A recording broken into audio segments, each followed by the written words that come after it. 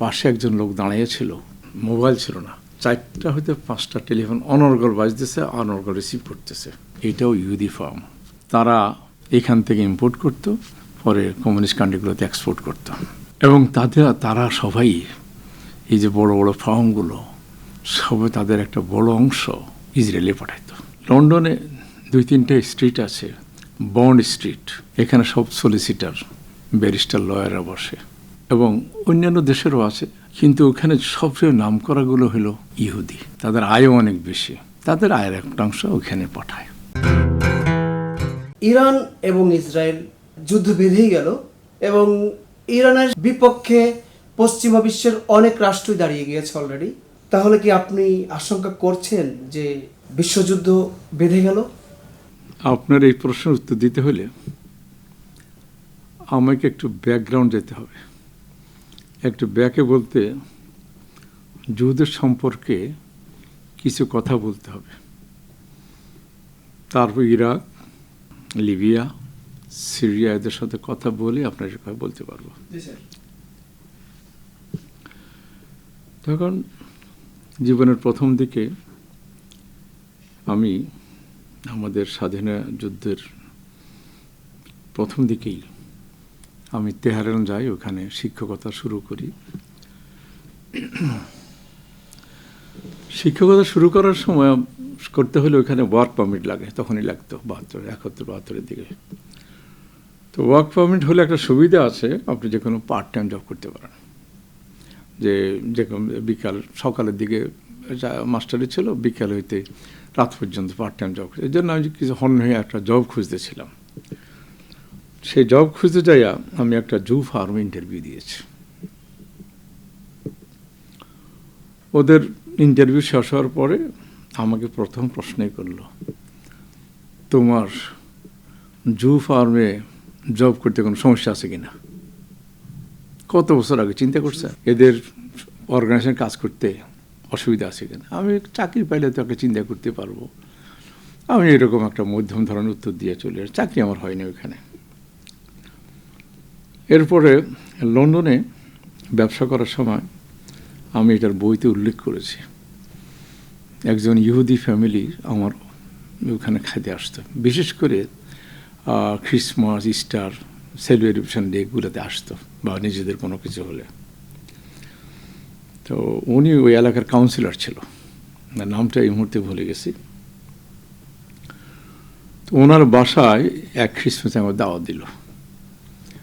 তো বাসার গ্রাউন্ড ফ্লোরে, গ্রাউন্ড ফ্লোর না, নিচতর একবারে, গ্রাউন্ড ফ্লোর বলতে ওই সেলার বলে আর কি, ওইখানে আন্ডারগ্রাউন্ড, ওইখানে বিশাল এক ডাইনিং হল, ওই 20-25 জন একসাথে বসতে পারে। একটা গোড়া ভেড়ি রোস্ট করে সামনে রাখলো, সাথে দেখলাম যে 20-25 জন ইয়াং ছেলে ফেলে বেলজিয়াম থেকে আসছে। জিজ্ঞাসাবাদে জানলাম ওরা ইংরেজি শিখতে আসছে, এবং উনি এদেরকে বিনা পয়সায় থাকা খাওয়া রাইখা ওদের ইংলিশ শিখে চলছে। ওরা ইংলিশ শিখে চলে যাবে আবার বেলজিয়ামে। আমরা ব্যবসা করার সময় আমাদের যেন অ্যাকাউন্টেন্ট লাগতো। মিস্টার কুফার নামে একজন জিউস অ্যাকাউন্টেন্ট ছিল। একবার আমাদেরকে একটা লন্ডন ওয়েস্ট এন্ডে দাওয়াত দিল যে উনি ওনার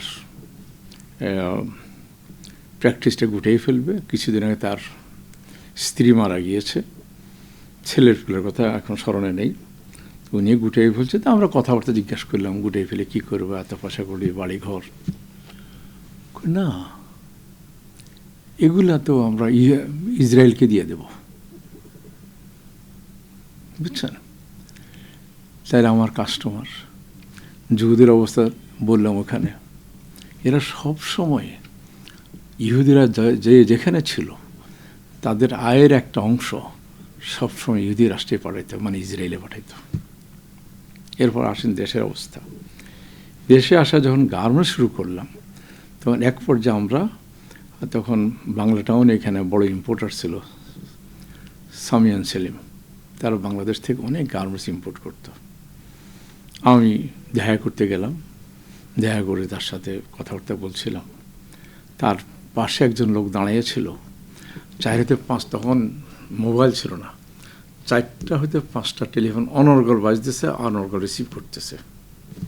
এটাও ইহুদি ফার্ম। তারা এখান থেকে ইম্পোর্ট করতো, পরে কমিউনিস্ট কান্ট্রিগুলোতে এক্সপোর্ট করতো। এবং তারা সবাই এই যে বড় বড় ফার্মগুলো সবাই তাদের একটা বড় অংশ ইসরায়েলে পাঠাইতো। লন্ডনে 2-3টা স্ট্রিট আছে, বন্ড স্ট্রিট, এখানে সব সলিসিটার, ব্যারিস্টার, লয়াররা বসে। এবং অন্যান্য দেশেরও আছে, খ্রিশ্চান আছে, মুসলিম আছে, ইন্ডিয়ান আছে, বাংলাদেশেরও আছে আজকাল। কিন্তু ওখানে সবচেয়ে নাম করাগুলো হলো ইহুদি।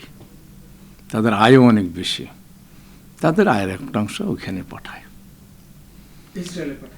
ইসরায়েলে পাঠায়। ওইখানে হার্লি স্ট্রিট আছে একটা, যেখানে সমস্ত ডাক্তার, নাম করা ডাক্তাররা বসে। অনেক দেশেরই ডাক্তার আছে, কিন্তু বড় বড় ডাক্তারগুলো ইহুদিরা। ওরা ওইখান থেকে ইসরায়েলে পয়সা পাঠায়। তেমনি প্যারিসে যান, একই গল্প, একই কাহিনী। আমি এই জন্য বললাম, ইহুদিরা ইদানিং হয়তো প্রটেস্ট করতেছে গাজার জন্য বা অন্য কিছু জন্য, কিন্তু ইসরায়েল রাষ্ট্র চলতেছে এদের সবার ডোনেশনে আজ পর্যন্ত। এখন আমি যখন ইরানে ছিলাম তখন শাহ এটার এম্পায়ার ছিল, রাজা শাহ পাহলভী। ওনার সময়ে কত হাজার বা কত ইহুদি ছিল আমি জানি না, তো পরে শুনেছি এখনও নাকি 20,000 ইহুদি আছে। আই এম নট শিওর, বা সবসময় সেই সময় ছিল, এখনও আছে। এবং ইহুদিদের সম্পর্কে ইরানি গভর্নমেন্ট ভালো করে জানার কথা।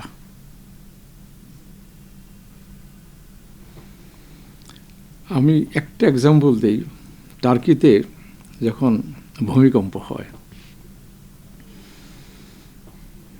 নাম না দেওয়ার সত্ত্বে একজন পাকিস্তানি আমেরিকান ব্যবসায়ী টার্কিশ এম্বাসিতে কয়েক $1 মিলিয়ন ডোনেশন করে গেছে।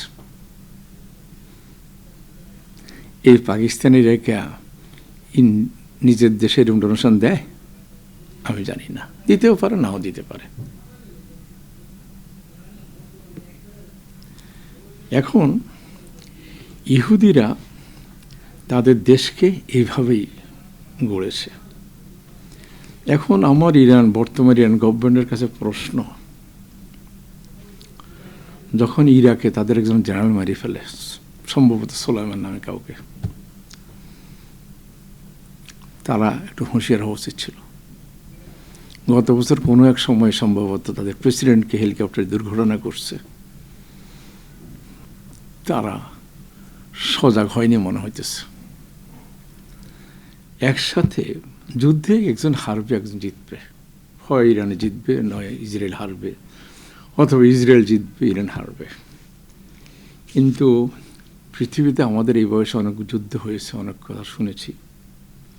একসাথে এত সায়েন্টিস্ট, জেনারেল, পরে যাকে জেনারেল হিসাবে নিযুক্ত করেছে তাকেও মেরে ফেলছে পিন পয়েন্ট দিয়া। এটা দুঃখজনক।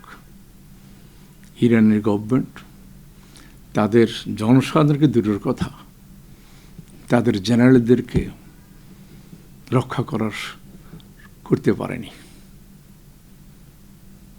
ব্যালিস্টিক মিসাইল বানিয়েছে, ভেরি গুড, সবাই খুশি আছে। 2000 মূল্য যাচ্ছে, বিভিন্ন টাইপের ব্যালিস্টিক মিসাইল বানিয়েছে।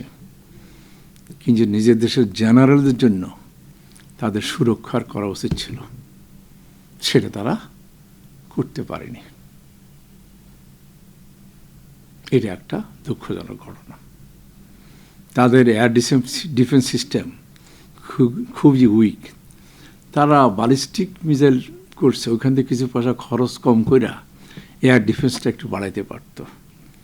যেসব লোকেরা এয়ার ডিফেন্সে খুব ভালো, তাদেরকে নিয়ে আসতে পারত। আমি এই মুহূর্তে নামটা স্মরণে নাই। বাংলাদেশের একজন পাইলট, সে 65 যুদ্ধ করছে, বাংলাদেশ হওয়ার সময় যুদ্ধ করেছে, জর্ডানের পক্ষে যুদ্ধ করেছে এবং ফিলিস্তিনের পক্ষে যুদ্ধ করেছে।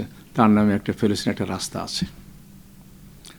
চৌখুশ বৈমানিক ছিল। তাহলে ইরান তো জানার কথা কোন দেশে কারে পাওয়া যায়, কাকে পাওয়া যায়, তো ওদেরকে আর একটু সুরক্ষিত করা উচিত ছিল, সেটা ইরানে করেনি। আমি এখানে আরেকটা জিনিস বলি যে আমার প্রতিবেশী দেশ আরও 30-40 বছর আগে আইআইটি করেছে,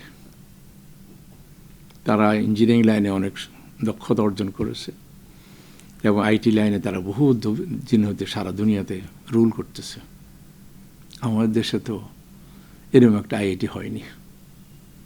কাতার আল জাজিরা কইরা বিবিসি এবং সিএনএনকে টাক্কা দিয়েছে, কাতার এয়ারওয়েজ, এমিরেটস, কিন্তু একটা নাম করে ইউনিভার্সিটি, রিসার্চ সেন্টার করতে পারেনি। এগুলো না হলে আপনি আরেকজনের সাথে মোকাবিলা কিভাবে করবেন? তারা ব্যালিস্টিক মিসাইল বানাইছে, রিসার্চ করে বানিয়েছে। মুসলমানদের দেশের এগুলাই কমতি, পড়াশোনাতে খরচ করতে চায় না, বৃত্তভাবে চলে যায়। 100 তলার উপরে বুর্জ খলিফা, বুঝছেন না? ওই সাগর ক্লেম করে তারা সিটি বানায়, কিন্তু একটা ইউনিভার্সিটি বানাইলে থার্ড ওয়ার্ল্ড